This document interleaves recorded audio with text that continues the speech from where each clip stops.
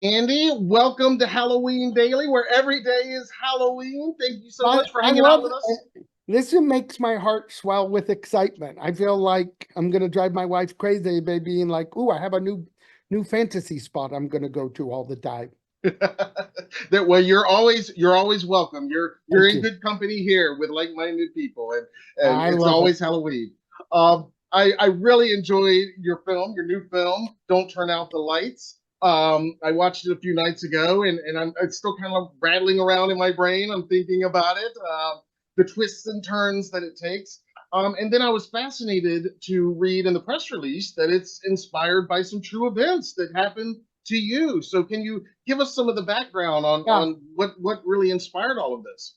Yeah, it's been a lifelong obsession. My father was a paleontologist and a geologist. He was also deeply religious. And when I was a kid, I would be like, how do you justify religion and science? And he would say, science was all about knowing that we don't know everything and that you have to keep searching. And he encouraged me when I was a kid to be Bigfoot and UFOs and like let your mind wander. So early on, that happened. And then one day, as I was older, he told me a story that he had had a dream one night that the angel of death had visited him. And then the phone rang, and it was his father from back east telling him that unexpectedly my grandmother had passed away. And that always struck me as being something he struggled with. Then in high school, outside of Houston, there's a cemetery called Blue Light Cemetery. And Blue Light is one of those old 100-year-old cemeteries. It's fenced off. There's rusty barbed wire fence around it. Nobody goes there. Nobody leaves there. And the thing you were supposed to do your senior year of high school was go there at night, tell ghost stories. And so, group of us went. We had a couple of bottles of Andre's Cold Duck, the champagne of champions for kids in high school. And you would go down this road and there was no light, there was no break of light. So it was just trees. We got there. In order to get over the barbed wire fence, we threw some jackets and we all crawled in, got there. You're sitting in pitch black on some old cemetery plot and it's silent. And while we're telling ghost stories and drinking, we begin to hear footsteps and footsteps that became really intense movement in the cemetery coming towards us. It was not raccoon, was not dog, was not an animal as sound. It felt like heavy footsteps. There was no security guard there. There was no flashlight. There were no cops. And there were no cars. The only way into this place is off this road. No cars for a mile either direction. We got scared. We went up and over the fence. The jacket went over before me. And so I was scared out of my mind. And I went, and the barbed wire, it's hard to see it now, but the barbed wire ripped, and I have a scar. And to this day, we've talked about what it was. And all these now grown up people have a different opinion because when you're terrorized, it's easy to go, well, I think it was probably somebody trying. No, I think it was this. And then, so it always, that stuck with me because of the scar. I'd look down and people would be like, where'd you get that scar? And I was like, funny story. I can tell you how I got it. I cannot tell you what caused it. And then we were researching a movie and we were taking a private tour of the Queen Mary. It was a bunch of producers. And we were in the engine room and this giant iron pulley, this size, came whooshing by my arm. It fell. Had I been a fraction over, I'd be dead. And the tour guide's eyes got big and they hustled us out. And so from the drive back to Los Angeles, about an hour and a half, all of us, people in the entertainment industry, were all coming up with theories. And some of them were like, oh, they tried to scare us. I'm like, you don't drop an iron pulley on somebody in an effort to scare them. Yeah. And that all stuck with me as being like, it's very hard to explain, and we all have it. It's the person who used to be, if you saw a UFO, you didn't want to tell anybody because you sound crazy. And you saw a ghost, you don't want to tell anyone because you sound crazy. And that's the nature, human nature is we all have people in our lives. We've all experienced something or not. But I just was driven by what happens if you take 7 friends, put them on a journey, trap them in the middle of the road, Don't tell them what's outside and don't tell them what's inside, and see what that night is like. And I didn't tell the cast much of anything. So they never knew when something was banging against the window or something was like, they would only get told sort of the moment before what was going to happen or outside. And we were filming in creepy, spooky woods.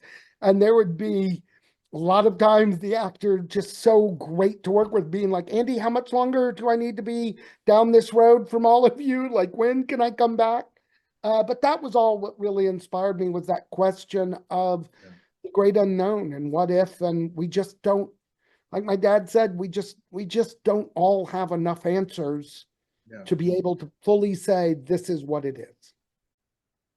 I love that. And I often ask in these interviews if when we're talking about these supernatural movies, often, have you experienced something in your own life? And you obviously have, and that makes total sense to me.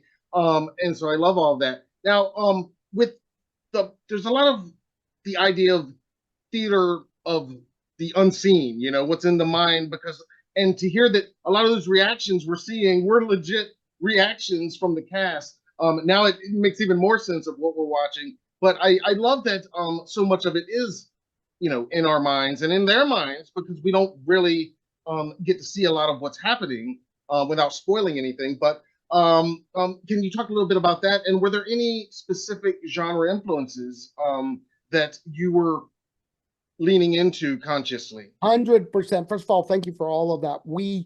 We took this group of 7. We were in a small hotel in Kingston, New York, and every night during rehearsal we had movie night where I wanted them to see what inspired me: the first Alien, first Exorcist, the first Omen, the Rosemary's Baby, that kind of world of holy hell.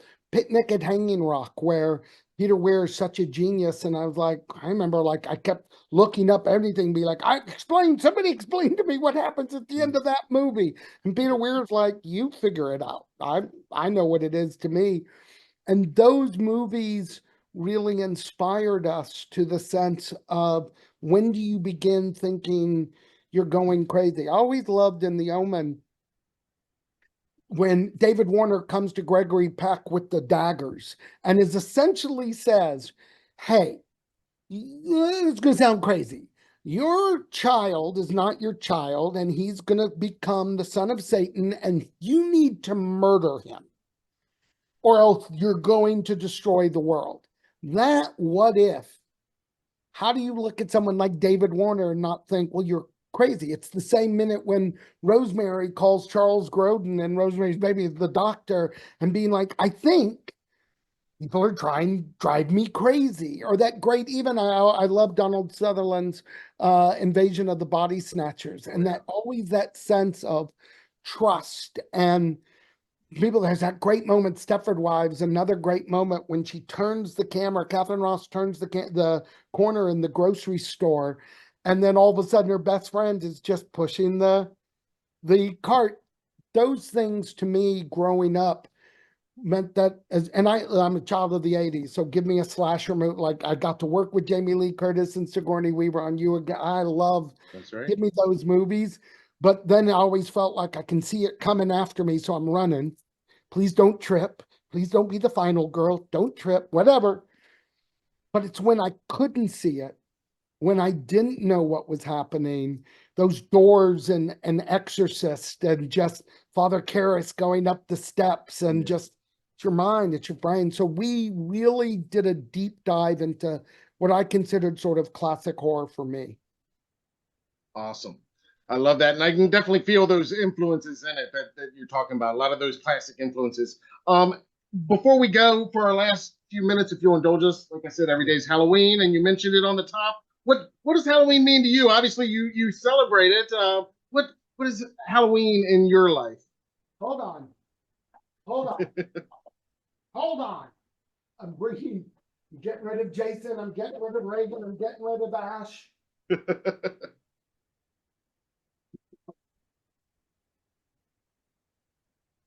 Oh, yes. I love it. When I saw Halloween,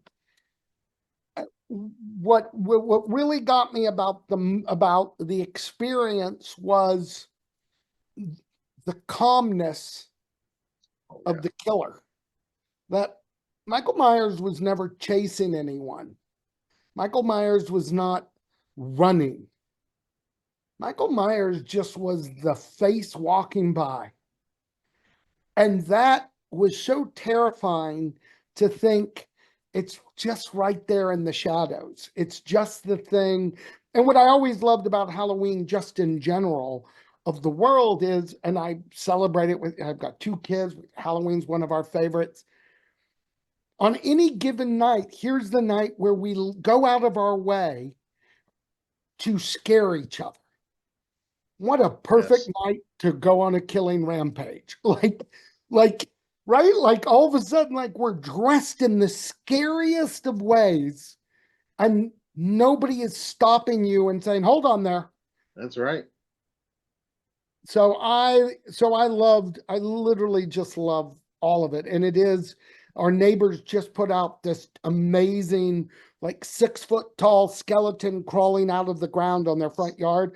My wife and I pulled over and we had skeleton envy.